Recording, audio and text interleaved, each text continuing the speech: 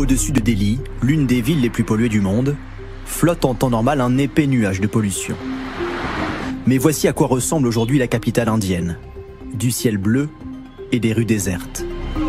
On a pour finalement la première fois la possibilité de qualifier, de quantifier et de comprendre les effets que pourraient avoir des mesures drastiques de réduction des émissions de polluants atmosphériques. Si on ne met pas en place des solutions structurelles pour émettre moins de gaz dans l'atmosphère, les solutions à long terme, on ne les verra plus. Ce sera fondu dans tout ce qui a été accumulé pendant les années qui précèdent. Mais aujourd'hui, les grandes puissances mondiales parlent davantage de relance économique que de réduction de la pollution. Libre-échange, le podcast de l'actualité du business international. Ce programme vous est présenté par Olivier Jacquemont. Je suis accompagné de Thomas Zeroual, économiste, enseignant-chercheur à l'ESCE, École supérieure du commerce extérieur, et également intervenant à l'Université libre de Bruxelles, à la Sorbonne ou encore à l'Université de Lille.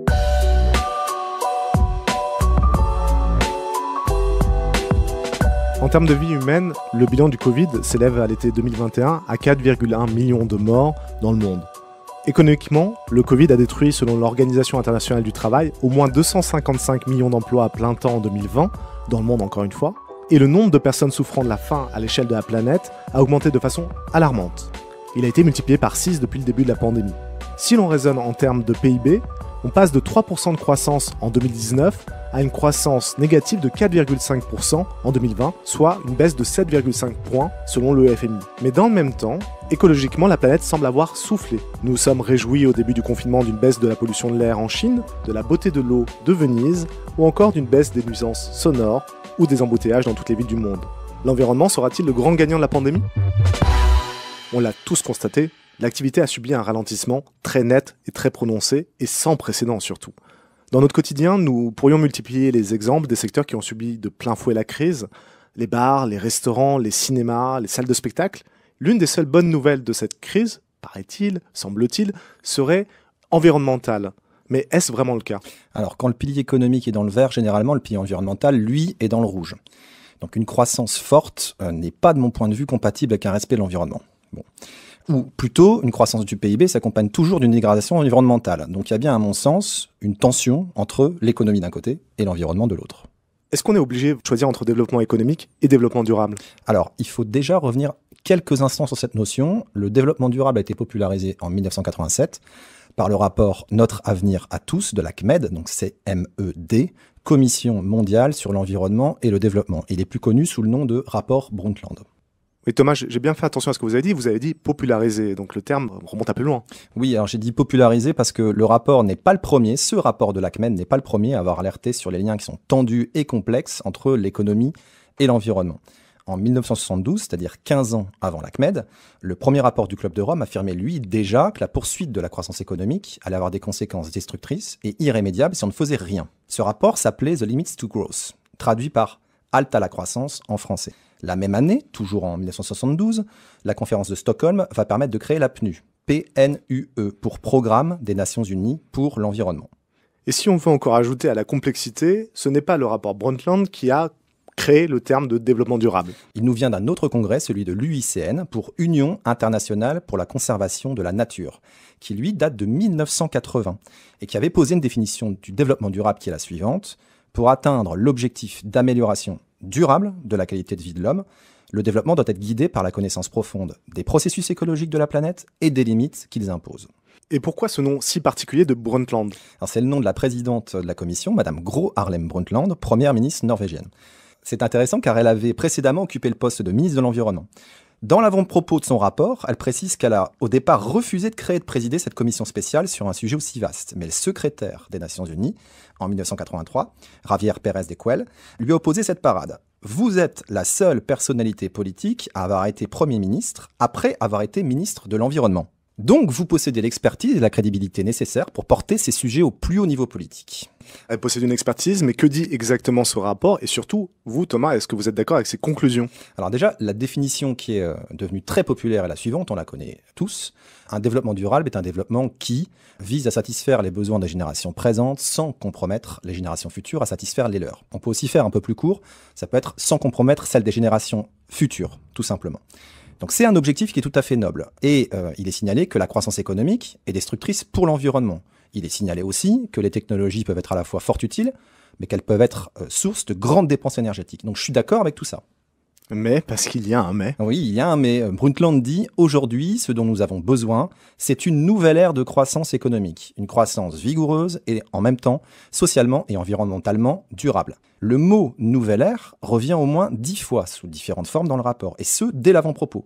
Quelques pages plus loin, elle précise « Nous estimons que cette croissance est absolument indispensable pour soulager la misère qui ne fait que s'intensifier dans une bonne partie du monde en développement. » Alors, on est en 1987, nouvelle ère, nouveau monde, on y pense forcément. Écologie, objectif économique, objectif social. On voit que les objectifs sont combinables. Oui, mais en apparence. Moi, je ne suis pas sûr que cette compatibilité soit possible. Je ne suis pas sûr que le sans compromettre soit réaliste. Il faut bien comprendre que les 3 piliers, donc économique, social et environnemental, doivent être compatibles, mais en même temps. C'est pas d'un côté un peu plus de croissance ou de marge, et de l'autre être un peu plus attentif sur les conditions de travail dans nos usines ou chez nos fournisseurs. Et puis enfin, on verra plus tard pour l'environnement. C'est progresser sur les 3 piliers à la fois. Donc je dis pas que l'idée est intellectuellement faible, je dis pas non plus que ce n'est pas un objectif louable, mais est-ce un objectif réaliste, tout simplement? Tout est là. La réussite du projet de Brundtland, c'est de parier sur cette nouvelle croissance qui rend compatible ces 3 piliers en même temps. Je vous sens, Thomas, sceptique sur le fait de pouvoir combiner ces 3 piliers en même temps. Alors, tout n'est pas délirant. La compatibilité des piliers sociaux et environnementaux, par exemple, me semble crédible. C'est compliqué, mais c'est réaliste. Mais la compatibilité de ces 2 piliers-là avec la croissance économique, là, je suis beaucoup plus sceptique. Nous ne sommes plus en 1987 et la pandémie semble avoir rebattu profondément les cartes. Aujourd'hui, le pilier écologique conditionne tous les autres. Alors, on a toujours raison d'espérer que ça devienne prioritaire, mais j'ai peur que la situation soit un peu plus contrastée. Mais alors, qu'est-ce qui vous fait douter? Alors, commençons avec un exemple qui est très médiatique, le transport aérien. Le transport aérien a diminué de 75% environ. Et donc, ses émissions de CO2 aussi. C'est colossal, hein, c'est du jamais vu. Nous avons, je crois, encore en tête des milliers d'heures de reportages vidéo avec des avions cloués au sol, etc. Ouais, comment l'oublier? Alors, ce à quoi il ne faut quand même pas manquer de rajouter quelque chose. Les émissions du transport aérien ne sont pas les plus importantes. Elles ne représentent qu'environ 2% du CO2 mondial. Si on fait un pas de côté, pour le transport terrestre, c'est une baisse de 50% pendant le confinement. Mais l'activité du transport terrestre, lui, représente à lui seul de 20 à 30% des émissions de CO2. Si on fait encore un pas de côté, et on se concentre sur l'industrie, les activités industrielles, on a constaté une baisse également de ces émissions de 30%, alors qu'elles représentent 22% des émissions mondiales en moyenne. Donc cette baisse de 75% est atténuée car l'activité du transport aérien ne représente qu'une infime partie. En somme, la baisse totale des émissions de CO2 est estimée à 7% en 2020, comparée à 2019. Donc cette baisse est très hétérogène, on vient de le dire, il faut tenir compte du poids des émissions de CO2 qui est généré en moyenne chez les uns et chez les autres. Cette précision étant faite, une baisse de cet ordre n'est jamais arrivée dans le passé, jamais. Ouais, ça reste donc une bonne nouvelle. Oui, mais il y a 2 limites. Premièrement, sur une année, ça modifie pas radicalement la concentration des émissions dans l'atmosphère. Bon, c'est mieux, mais nous payons et subissons des décennies d'accumulation. Et il faudrait que cette baisse soit durable. Or, c'est mon deuxième point, assiste-t-on à une baisse durable ou à une reprise ? Incontestablement à une reprise. Oui, et les estimations en décembre 2020 étaient déjà de 2% d'émissions supplémentaires par rapport à décembre 2019. Et je n'ose même pas rappeler la baisse nécessaire évaluée par les accords de Paris en 2015. Ouais, largement supérieure. Hein. Alors c'est environ 8% par an. Je vais essayer d'être un peu plus précis. On a augmenté d'environ 1,5% par an nos émissions de CO2 sur les 10 dernières années. Si on veut atteindre l'objectif d'une hausse de la température qui serait limitée à 2 degrés Celsius, donc respectant l'accord de Paris sur le climat, il faudrait 2,7% de baisse des émissions par an entre 2020 et 2030. Premier objectif. Pour atteindre l'objectif d'une hausse de la température qui serait limitée non plus à 2 degrés Celsius, mais à 1,5 degrés Celsius, il faut une baisse des émissions de 7,6% par an. Donc aujourd'hui, selon certaines estimations, nous serions simplement revenus avec cette baisse à la situation de 2016. Donc, Est-ce que la pression environnementale a baissé? Oui. Est-ce suffisant? Visiblement pas. Donc votre crainte, Thomas, finalement, c'est qu'on revienne au commerce classique. Oui, dans tous les cas, et de toute façon, peu importe les débats sur le chiffre après la virgule de l'impact, il y a redémarrage. Il est déjà visible en Chine, par exemple, bien avant tous les autres continents.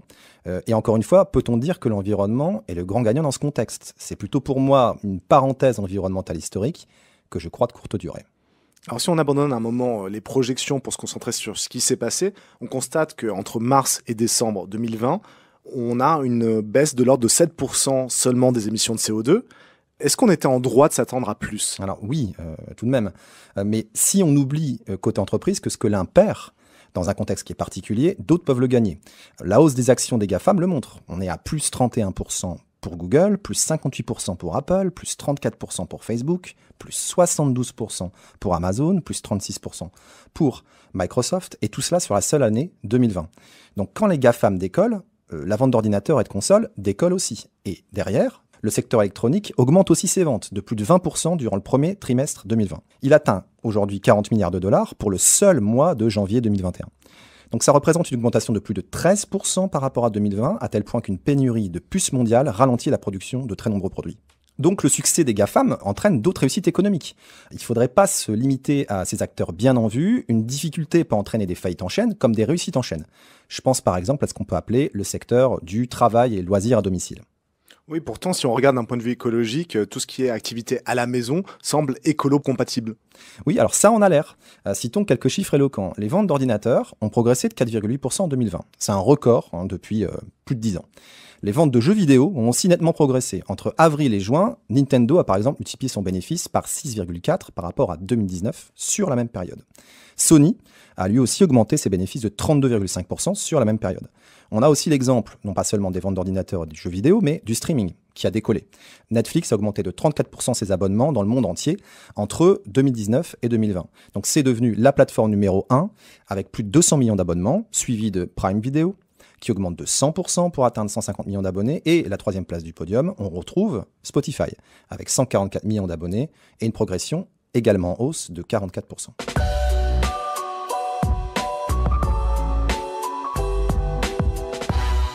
Et on le sait, l'activité de streaming est extrêmement énergivore. Alors, elle est extrêmement énergivore, mais pas seulement, parce qu'il y a toute une chaîne de production derrière nos pratiques numériques. On pense au digital, on pense au swipe sur nos écrans. Et derrière ça, il ne faut pas l'oublier, ce sont aussi des usines, des composants. Donc il faut prendre en compte tout ça dans l'impact environnemental qui sont devenus incontournables pendant cette période. Nos ordinateurs ne tombent pas du ciel. On peut relever quelques étapes, l'extraction, première étape. Deuxième étape, le transport. Et quand je dis transport, c'est plusieurs types de transport. On va faire simple ici. C'est en réalité, par exemple, depuis les mines jusqu'à l'usine et depuis l'usine jusqu'au consommateur final. On a une troisième étape qui serait la fabrication, ou pour simplifier, l'assemblage, la consommation et enfin, on l'espère, le recyclage. Thomas, on pourrait peut-être détailler un peu ces étapes. Sur l'extraction, par exemple, on trouve dans un ordinateur du plastique, bien sûr, mais aussi du fer, du nickel, de l'étain, du cuivre, de l'aluminium, du plomb, etc. Et je pourrais m'arrêter là. Sauf qu'on retrouve aussi du mercure, du cobalt, de l'argent ou encore de l'or. Ça fait beaucoup. Et c'est en moyenne 600 kilos de matière pour produire un simple ordinateur de 2 kilos. Pour une simple box Internet, c'est en moyenne 500 kilos. Donc vous verrez autrement votre box, la prochaine fois, qu'elle vous lâchera. Donc on a tout un tas de métaux rares sur des terres rares et qui, dès l'extraction, vont demander des traitements spécifiques qui sont très nocifs pour l'environnement. Donc les impacts vont être élevés, par exemple, en consommation d'eau, vont être élevés pour le sol et vont être élevés aussi pour l'air. Et on parle d'extraction, c'est-à-dire qu'on en est au tout début de la chaîne de production. Alors oui, on peut parler rapidement de la phase de fabrication qui est plus énergivore que la phase de consommation. Alors la fabrication se fait principalement en Chine et en Corée. Et pour fabriquer, il faut de l'énergie, de l'électricité. Or, cette énergie provient principalement du charbon dans ces pays. Ajoutez à cela que ces composants électroniques nous viennent principalement par avion. Ça nous ramène au transport et donc aux consommateurs. Oui, alors venons-en à nos usages. Notre façon de consommer évolue, bien entendu, c'est une évidence. Développement du streaming, du cloud, des applications avec des échanges vidéo de haute qualité. On n'est plus simplement sur des mails avec des pièces jointes en Word, même si ça consommait déjà beaucoup. Nous sommes passés à une consommation énergivore à l'extrême. En moyenne, une donnée numérique, un email par exemple, un téléchargement, une requête sur votre moteur de recherche préféré, parcourt 15 000 km. Et pourtant, le résultat est là immédiatement sur son ordinateur. Comment c'est possible ? Quand vous envoyez par exemple un mail avec une pièce jointe, c'est le data center de votre fournisseur d'accès qui va le traiter, qui va le stocker, puis renvoyer votre message. Il va atterrir ensuite chez le data center de votre correspondant, qui va à nouveau faire les mêmes étapes, et à ce moment-là seulement, vous le réceptionnez. Autre cas de figure, vous, Olivier, vous faites une recherche sur Internet. 1. Vous ouvrez votre moteur de recherche. 2. Le data center de votre moteur de recherche vous transmet sa page d'accueil. 3. Vous tapez votre mot-clé. 4. Le data center vous envoie ses résultats. 5. Vous cliquez sur un lien. Et 6. Le data center de l'hébergeur de ce lien entre en jeu. 7. Vous êtes sur la page demandée. Je donne ces précisions-là parce que ça nous paraît tellement facile, tellement fluide et peu cher qu'on oublie toutes ces étapes intermédiaires. Mais à chacune d'elles, il y a des réseaux qui consomment. Oui, justement, intéressons-nous à ces réseaux et spécialement à ces data centers qui sont tellement consommateurs d'énergie. Alors on sait tous qu'ils consomment beaucoup d'énergie, qu'ils chauffent énormément. C'est pourquoi un grand nombre d'entreprises décident de les placer dans les zones les plus froides de la planète. Et quand ce n'est pas le cas, le ridicule de notre système, c'est que nous consommons beaucoup d'énergie pour refroidir ces data centers. 53% des émissions de GES, donc dans la facture numérique totale, nous viennent de ces data centers et du réseau. Et on oublie aussi souvent qu'il a fallu les construire. Alors, extraction, fabrication, transport, consommation, on pourrait dire un mot aussi sur le recyclage et notamment sur le reconditionnement. Ça, c'est pas une pratique écologique ? Alors, bien sûr que si. Malheureusement, les données sont très hétérogènes sur les sources dont on peut disposer. Le chiffre de 30% de taux de recyclage est avancé souvent. Ce qui est sûr, c'est qu'on ne dépasse jamais les 50%. Et que ça sera très difficile de les atteindre, de mon point de vue, pour une raison qui est bien simple. Plus vous multipliez les matériaux, de nature très différente, de petite taille, dans une petite structure, comme dans un ordinateur ou une box, moins il est facile de les démonter et surtout, moins il devient rentable de le faire pour les entreprises. Mais dans tout ça, Thomas, il n'y a pas une note d'espoir ? On garde espoir parce qu'on imagine toujours une économie de service qui serait moins polluante. Et parce qu'on imagine aussi une activité numérique qui serait non matérielle. Or, notre mode de consommation numérique est ultra matériel. Ça signifie qu'aujourd'hui, 4% des émissions mondiales de GES, donc de gaz à effet de serre, sont dues au numérique. Et je n'ai pas encore vu une seule étude qui montre que ça va baisser. J'en ai pas connaissance en tout cas, mais j'espère me tromper. On comprend donc que ces pratiques numériques ont eu un impact durant le confinement et ont largement annihilé les effets positifs attendus de la baisse du transport aérien, du tourisme ou des commerces. Pas de tous les commerces. Encore une fois, ce que certains ont perdu, d'autres l'ont partiellement ou grandement gagné. La vente de produits de grande consommation, par exemple, a augmenté entre 7,7 et 9,1%, selon les sources, bien sûr, en 2020 par rapport à l'année précédente. Sur les premiers mois de l'épidémie en Europe, le e-commerce, pour les produits alimentaires toujours, a progressé de 40%. Or, avec le e-commerce, nous retombons exactement dans les mêmes travers précédents. L'activité en ligne s'ajoute à une activité physique, donc c'est la double peine pour l'environnement.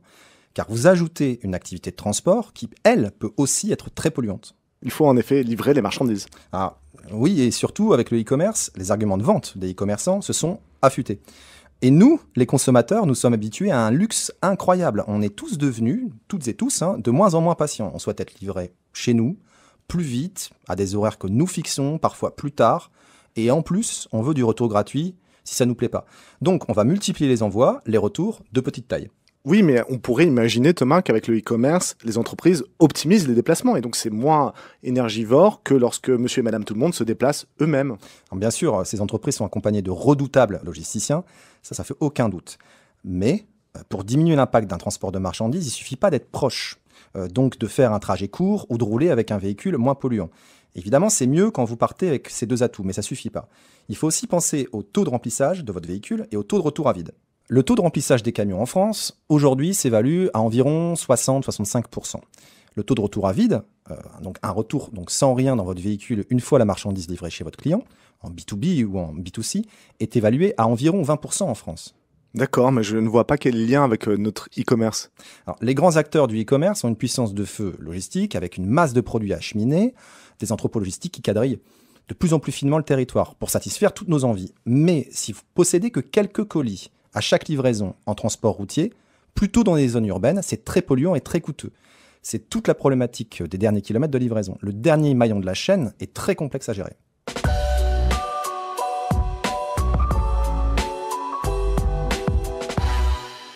Avec la crise du Covid, on s'est pris à espérer qu'un renversement durable s'opérait. La pandémie a rendu très concrète l'idée d'une seule planète partagée par tous et d'une nécessité de coopérer à l'échelle internationale. Mais nos belles intentions semblent être étouffées à nouveau par la gestion des urgences et les politiques court-termistes. C'est à mon avis une parenthèse environnementale inédite, non planifiée, positive, ou plutôt moins nocive pour le climat, mais je crois malheureusement de courte durée. dans cette période économique ombrageuse pour certaines activités et très ensoleillée pour d'autres, on aurait pu supposer qu'il y aurait encore un peu plus de vert dans le tableau. Mais ce n'est pas mécanique, ce n'est pas automatique. L'économie est souvent comprise comme un jeu à somme nulle. Ce que certains perdent, d'autres le gagnent. Mais avec les quelques exemples que nous avons cités, il est fort possible que le jeu soit à somme négative. Ce que l'un a gagné, l'autre l'a perdu encore davantage. Et en mettant ici dans l'équation l'environnement, on aurait pu se dire que cette règle pourrait valoir dans l'articulation entre enjeux économiques et enjeux écologiques. On sent bien qu'il y a une tension permanente et croissante entre les 3 piliers du développement durable, social, économique et environnemental. Et cette tension n'est pas statique. On a un jeu d'équilibriste qui est toujours en mouvement, qui apparaît. Donc ça complique la lecture des faits qui sont devant nous, ça exige un peu plus de patience et d'esprit critique pour les appréhender clairement. Comment favoriser la reprise mondiale et tenir les engagements environnementaux pris précédemment, c'est tout l'enjeu de la prochaine COP26 en novembre 2021.